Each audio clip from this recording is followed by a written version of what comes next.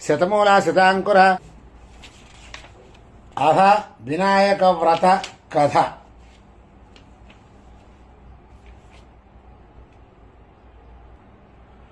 ముందుగా ప్రార్థన.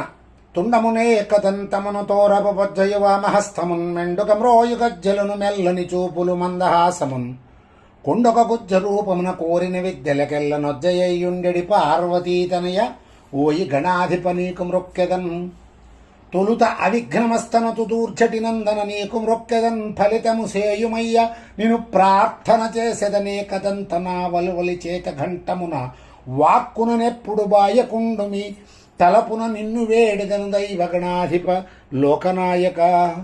తలచితనే గణనాథుని తలచితనే విఘ్నపతిని తలచిన పనిగా తలచితనే హేరంబుని తలచిన నా విఘ్నములను తొలగుట కొరకున్ అటుకులు కొబ్బరి పలుకులు చిటిబెల్లము నాను బ్రాలు చెరుకుర సంబున్ నిటలాక్షణగ్రసుతునకు పటుకరముగ విందు చేతు ప్రార్థింతుమదిన్.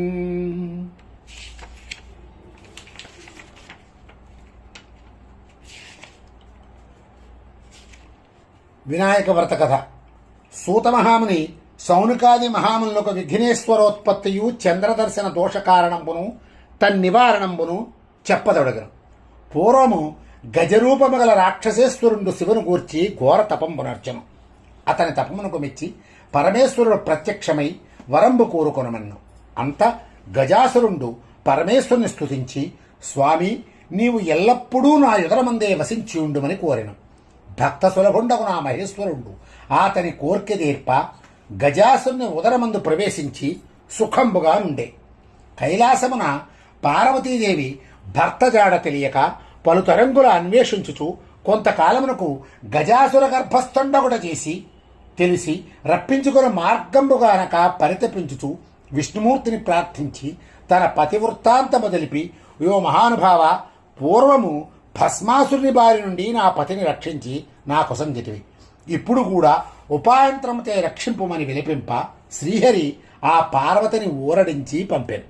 అంత నా హరి బ్రహ్మాది దేవతలను పిలిపించి గజాసుర సంహారమునకు గంగిరెద్దుల మేళమే యుక్తమని నిశ్చయించి నందిని గంగిరెద్దుగా అలంకరించి బ్రహ్మాది దేవతలందరిచే తలకొక వాయిద్యము ధరింపజేసి తానును చిరుగంటలు సన్నాయి దాల్చి గజాసురపురమ్ము జొచ్చి జగన్మోహనంబుగా ఆడించుచుండ గజాసురుండు విని వారల పిలిపించుకొని తన భవనము ఎదుట ఆడించా నియమించే. బ్రహ్మాది దేవతలు వాద్య విశేషంబులు భోరు స్వల్ప జగన్నాటక సూత్రధారియకు నా హరి చిత్ర విచిత్రంబుగా గంగీరెద్దును ఆడించగా గజాసురుండు పరమానందహరితుడై మీకేమి కావాలనో కోరుకొండు వసంగదినన హరి సమీపించి, ఇది శివుని వాహనముకు నంది, శివుని కనుగొనుటకు వచ్చెను కావున శివుని వసంగమని పలికే. అంతా మాటలకు గజాసురుండు నివ్వెరపడి అతన్ని రాక్షసాంతకుండకు శ్రీహరిగా నిరంగి తనకు మరణమే నిశ్చయం అనుకుని తన గర్భస్థుండకు పరమేశ్వరుని నా శిరస్సు త్రిలోక పూజ్యముగా చేసి నా చర్మము ధరింపవేని ప్రార్థించి విష్ణుమూర్తికి తన అంగీకారము తెలిప ఆతండు నందిని ప్రేరేపించి నందియు తన శృంగములచే గజాసుని చీల్చి సంహరించే. అంత మహేశ్వరుడు గజాసుర గర్భము నుండి బహిర్గతుడై విష్ణుమూర్తిని స్తుతించే. అంత నా హరి దుష్టాత్ములకెట్టి వరంబులే రాదు, ఇచ్చినచో పామునకు పారిపోసినట్లుగాని ఉపదేశించి బ్రహ్మాది దేవతలను వీడ్కొలిపి తానును వైకుంఠమునకేగారు. శివుడు నందినెక్కి కైలాసంబున గతివేగముగా జనియే. కైలాసంబున పార్వతీదేవి భర్త రాకను దేవాదుల వల్ల విని మొదమంది అభ్యంగన స్నానం ఆచరించుచు నలుగుబిండిని ఒక బాలుగా చేసి ప్రాణం వసంగి సింహద్వారమును కాపించి స్నానానంతరము పార్వతి సర్వాభరణములను అలంకరించుకొనుచు పత్యాగమనమున నిరీక్షించుచుండే. అంత పరమేశ్వరుడు వచ్చి నందిని ఆరోహించి లోపలికి పోబోవ సింహద్వారమునందు బాలకు డడ్డకింప కోపావేశుండై త్రిశూలముచే బాలుని కంఠంబుదుని లోరికేగి. అంత పార్వతీదేవి భర్తను గాంచి ఎదిరేగి అర్ఘ్యపాద్యాదులు పూజించే. వారిరువురు పరమానందమున ప్రియభాషణముల ముచ్చటించుచుండ ద్వారమందలి బాలుని ప్రసంగము వచ్చే. అంత మహేశ్వరుడు తాను నరించిన పనికి చింతించి తాను తెచ్చిన గజాసుర శిరంబు ఆ బాలుని కతికించి ప్రాణం వసంగి గజాననుండు అని నామం వసంగి. అతన్ని పుత్రప్రేమమున ఉమామహేశ్వరులు పెంచుకొనుచుండ్రి. గజాననుండును తల్లిదండ్రులను పరమభక్తితో సేవించుచుండే. ఇతడు సులభంగా ఎక్కి తిరుగుటకు అనింద్యుడు అని ఒక ఎలుకను వాహనముగా చేసుకొను. కొంతకాలమునకు పార్వతీ పరమేశ్వరులకు కుమారస్వామి జనించే. ఇతడు మహాబలశాలి. ఇతని వాహనము నెమలి. ఇతడు దేవతల సేనానాయకుండే ప్రఖ్యాతిగాంచియుండే. ఒకనాడు దేవతలు, మునులు, మానవులు పరమేశ్వరుని సేవించి విఘ్నములకు ఒకని అధిపతిగా తమకు సంగమని కోరి. గజాననుడు తాను జ్యేష్ఠుడును గనక ఆ ఆధిపత్యము తనకు సంగమనియు, గజాననుడు మొరగుజ్జువాడు, అనర్హుడు, అసమర్థుడు కాన ఈ ఆధిపత్యము తమకు సంగమని కుమారస్వామియు తండ్రిని వేడుకొని అంతా ఆ కుమారులను చూచి, మీలో ఎవ్వరు ముల్లోకములందరి పుణ్యనదుల్లో స్నానమాడి ముందుగా నా వద్దకు వచ్చెదరో వారికి ఆ ఆధిపత్యం వసంగొదరని మహేశ్వరుడు పలుక, అట్లే అని సమ్మతించి కుమారస్వామి నెమలి వాహనమునెక్కి వాయువేగమున రేగి. అంత గజానుడు ఖిన్నుడై తండ్రిని సమీపించి ప్రణమిల్లి, అయ్యా, నా అసమర్థత మెరింగియు ఇట్లానతీయతగునే మీ పాదసేవకుండును నా ఎందు కటాక్షముంచి తగునుపాయంబు తెలిపి రక్షింపవే అని ప్రార్థింప, మహేశ్వరుండు దయాలుండి సకుత్ నారాయణేత్యుక్త్వా పుమాన్ కల్పశతత్రయం గంగాది సర్వతీర్థేషు స్నాతో భవతి పుత్రక. కుమారా, ఒక్కసారి నారాయణ మంత్రమును జపించిన మాత్రమున 300 కల్పంబుల పుణ్యనదుల్లో స్నానమనొచ్చిన వాడనని సక్రమంబుగా నారాయణ మంత్రము ఉపదేశింప, గజాననుడు అత్యంత భక్తితో ఆ మంత్రము పఠించుచూ తల్లిదండ్రులకు 3 ప్రదక్షిణములు నచ్చాయి. ఆ మంత్ర ప్రభావమున అంతకు పూర్వము గంగానదిలో స్నానమాడనేగిన కుమారస్వామికి గజానుడా నదిలో స్నానమాడి తనకెదురుగా వచ్చుచున్నట్లుగా అనిపింప, అతండు 3,50,00,000 నదుల్లో కూడా ఇటులనే చూచి ఆశ్చర్యపడుచు కైలాసమ్మనకేగి తండ్రి సమీపమందున్న గజాన్నగాంచి నమస్కరించి తన బలము నిందించుకొని, తండ్రి, అన్నగారి మహిమ తెలియక అట్లాంటిని క్షమింపము, ఈ ఆధిపత్యము అన్నగారికే సొంగుమని ప్రార్థించి అంత ఆ పరమేశ్వరునిచి భాద్రపద శుద్ధ చతుర్థి నాడు గజానికి విఘ్నాధిపత్యం వసంగబడి, ఆనాడు సర్వదేశస్థులు విఘ్నేశ్వరునికి తమ విభవము కొలది కుడుములు, అపూపములు, మునగు పిండి వంటలు, టెంకాయలు, పాలు, తేనె, అరటిపండ్లు, పానకము, వడపప్పు మొదలగునవి సమర్పించి పూజింప, విఘ్నేశ్వరుడు సంతుష్టుడై కుడుములు మున్నగను భుజించియు, కొన్ని వాహనమును కొసంగియు, కొన్ని చేత ధరించియు మందగమనంబున సూర్యాస్తమయ వేళకు కైలాసంబున దిగి తల్లిదండ్రులకు ప్రణామంబు చేయబోవ,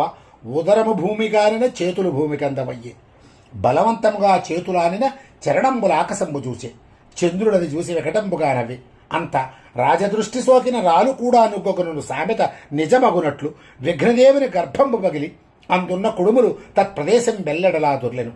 అతండును మృతుండయ్యను. అంత పార్వతి శోకించుచు చందును చూచి, పాపాత్ముడా, నీ దృష్టి తగిలి కుమారుడు మరణించను కాన నిన్ను చూచిన వారు పాపాత్ములై నీలాపనిందలు పొందుదురుగాక అని శపించే. ఆ సమయంబున సప్తమహర్షులు యజ్ఞము చేయుచు తమ భార్యలతో అగ్ని ప్రదక్షిణము చేయుచుండరి. అగ్నిదేవుడు ఋషిపత్రులను మోహించి శాపభయంబున ఆసక్తుడై క్షీణించుచుండ, అయ్యది అగ్నిభార్యకు స్వాహాదేవి గ్రహించి అరుంధతీ రూపము తప్ప తక్కిన ఋషిపత్రుల రూపములు తానే దాల్చి పతికి ప్రియంబుసేయ, ఋషుల దానిని కనుగొని అగ్నిదేవునితో ఉన్నవారు తమ భార్యలే అని శంకించి ఋషులు తమ భార్యలను విడనాడిరి. పార్వతీ శాపానంతరము ఋషిపత్రులు చంద్రుని చూచుడిచే వీరికిటి నీలాపనింద కలిగినది.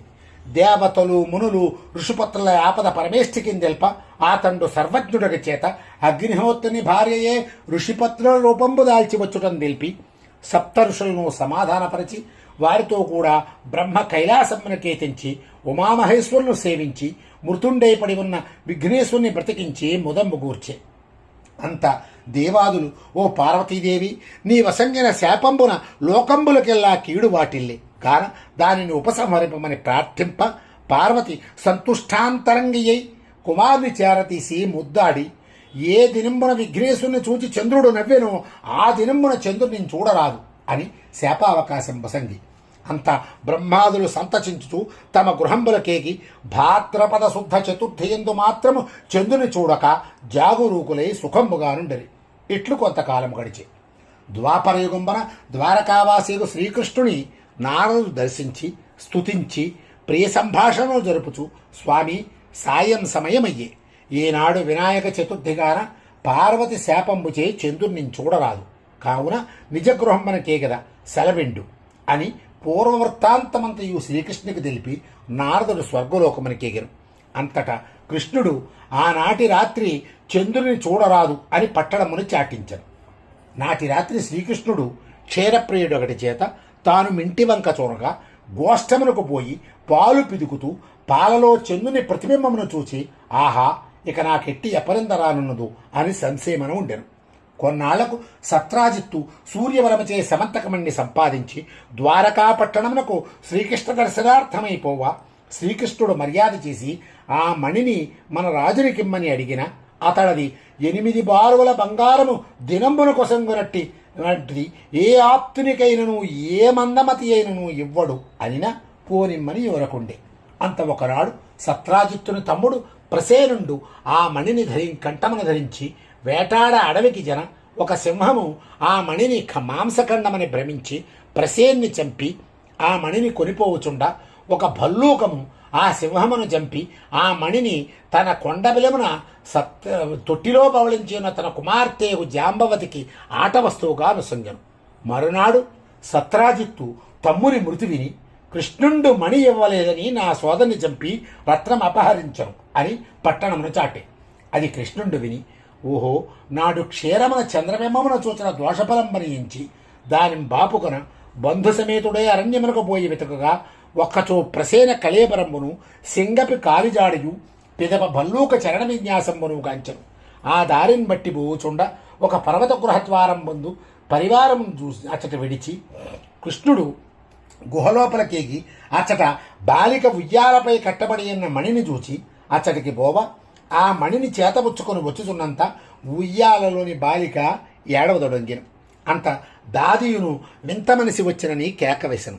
అంత జాంబవంతుడు రోషావేశుండే చినదించి శ్రీకృష్ణుడిపై పడి అరచుచు నఖంబుల గుర్చుచు కోరలం కొరుకుచు ఘోరముగా యుద్ధము చేయ శ్రీకృష్ణుడును వాని బడదోసి వృక్షముల చేతను రాళ్ల చేతను తుదకు ముష్టిఘాతముల చేతను రాత్రింబగళ్ళు ఎడతెగక 28 దినముల యుద్ధమనర్ప జాంబవంతుండు క్షీణబలుండై దేహం బెల్లనొచ్చి భీతి చెందుతూ తన బలంబు హరింపచేసిన పురుషుండు రావణ సంహారియకు శ్రీరామచంద్రునిగా తలంచి అంజలి ఘటించి దేవాదేవ భక్తజన రక్షక, నిన్ను త్రేతాయుగంబున రావణాది దుష్టరాక్షస సంహరణార్థమై అవతరించి భక్తజనులు పాలించిన శ్రీరామచంద్రునిగా ఇరంగితి. ఆ కాలంబున నా యందలి వాత్సల్యము చే వరంబు కోరుకొనమని ఆజ్ఞయసంగా నా బుద్ధిమాంద్యంబున మీతో ద్వంద్వయుద్ధంబు చేయవలనని కోరుకొంటిని. కాలాంతరమునాది జరగగలదని సెలవిచ్చెదరి. అది మొదలు మీ నామస్మరణ చేయుచు అనేక యుగములు గడుపుతూ ఇచ్చటనుండా తాము నా నివాసమునకు దయచేసి నా కోరిక నెరవేర్చితరి. నా శరీరం మంతయు శిథిలమయ్యే, ప్రాణములు కడబట్టే, జీవతేచ్ఛ నశించే, నా అపరాధములు క్షమించి కాపాడు, నీకన్నా వేరు దిక్కులేదు అనుచు భీతి చెంది పరిపరి విధముల ప్రార్థింప శ్రీకృష్ణుడు దయాళుడై జాంబవంతుని శరీరమంతయు తన హస్తముతో నిమిరి భయంబు వాపి, భల్లూకేశ్వర, శమంతకమణిని అపహరించినట్లు నాపై ఆరోపించిన అపనింద బాపుకొన ఇట వచ్చితని. కావున మణినొసంగుము నేనేగదనని జాంబవతునికి తెలుప అతండు శ్రీకృష్ణునికి మణి సహితముగా తన కుమార్తెకు జాంబవతిని కానుగానసంగి. అంత తన ఆలస్యమునకు పరితపించు బంధుమిత్ర సైన్యములకు ఆనందం కలిగించి కన్యారత్నముతోనూ మణితోనూ శ్రీకృష్ణుడు పురంబు చేరి సత్రాజిత్తును రావించి పిన్న పెద్దలను చేర్చి యావద్వృత్తాంతము చెప్పి శమంతకమని నొసగి.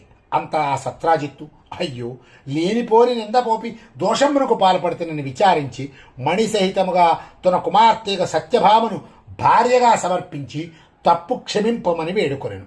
శ్రీకృష్ణుడు సత్యభామను గైకొని మణి వలదని మరలా నొసంగెను.